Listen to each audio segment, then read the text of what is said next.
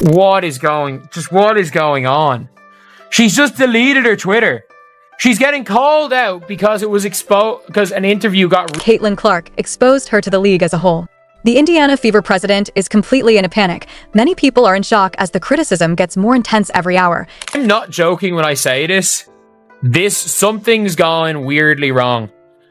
Like, we hired a freaking Chronically Online. But hold on. This is more than just a single press conference or a widely circulated film. The narrative is much more intricate. I also possess all the details. Said before, and I will say it again.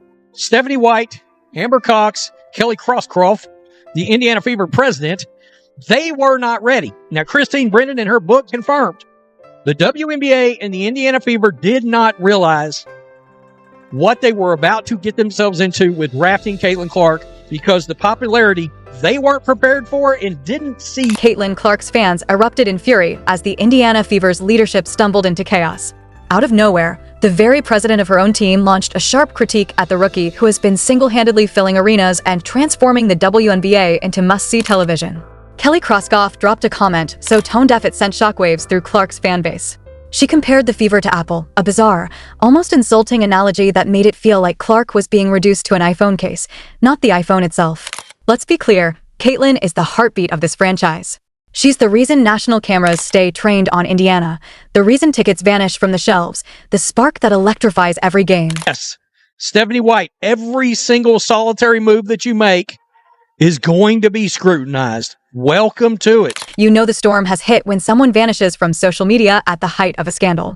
That's exactly what happened with the Indiana Fever's president, Kelly Crosscroft, after her infamous Apple comment exploded online, completely backfiring. The backlash was instantaneous. Caitlin Clark supporters swarmed like a wildfire, mercilessly tearing into Crosscroft for reducing the league's brightest star, the very engine driving the WNBA surge, to a cold, lifeless marketing metaphor. By Friday night, her account had disappeared. Just gone. No excuses. No statement. Silence louder than any apology. And nothing could have quelled the fury that followed. Fans weren't just upset, they were seething. We're talking season ticket holders, die-hard followers who've endured years of losing seasons, suddenly witnessing their hero dismissed by the people who are supposed to celebrate her. The timing couldn't have been worse. Weeks of silence on Clark's treatment in games had already set the stage. Referees had bulldozed her repeatedly, ignoring blatant fouls as if their whistles were invisible. And now, the team president couldn't even acknowledge her brilliance without wrapping it in corporate branding. Every fan who saw through the facade now had proof. Crosscroft's retreat wasn't shame, it was surrender. The front office had lit the fuse, and what followed wasn't mere PR chaos, it was a breach of trust that shook the entire franchise. Then came Sophie Cunningham. Clark's self-declared guardian, the unofficial vice president of Try That on Our Court and You'll Get Dropped, stepped forward. Her first podcast episode, Show Me Something, detonated like a bomb. Sophie didn't just speak, she erupted. Her voice, raw and unfiltered, condemned everyone who underestimated Clark, from rival teams to her own management. You're literally dumb, not once, not twice, but 3 times, she spat, a line that quickly became the rallying cry on TikTok, YouTube, and X. Sophie's fury wasn't just words. She had body-checked a Connecticut Sun player into oblivion after an elbow to Clark's face, and she didn't flinch when the league punished her. I defend my teammates.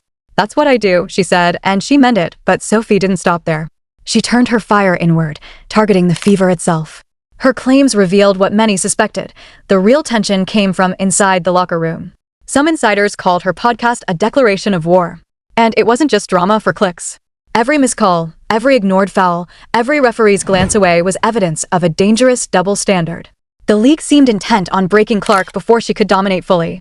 Yet she refused to bend. While the WNBA's hazing ritual raged around her, Clark took command, forcing the game to respect her presence or risk chaos. Sophie, meanwhile, rained fury through the microphone, turning every broadcast into a courtroom, a battleground, and a stage for revolt. These weren't isolated incidents. May 24th against the Liberty crystallized it all. Natasha Cloud rammed Clark's shoulder first in a 2-point game. The referees stood frozen. Clark raised her hands in disbelief as the buzzer sounded. Sophie muttered like scorched earth, calling out the injustice, exposing the cruelty. Fans saw it all. The message was clear. The WNBA star was under siege, yet she wouldn't break.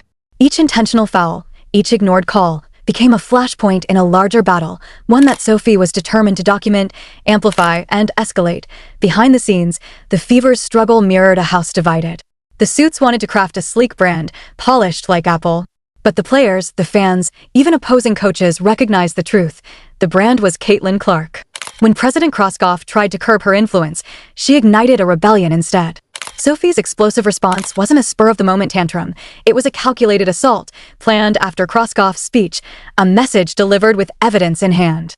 The franchise's identity cracked open for all to see, a team with a superstar already in its grasp, yet terrified of fully embracing her. Some clung to tradition, some rallied behind the future, and the fault lines were unmistakable. Nothing would ever look the same.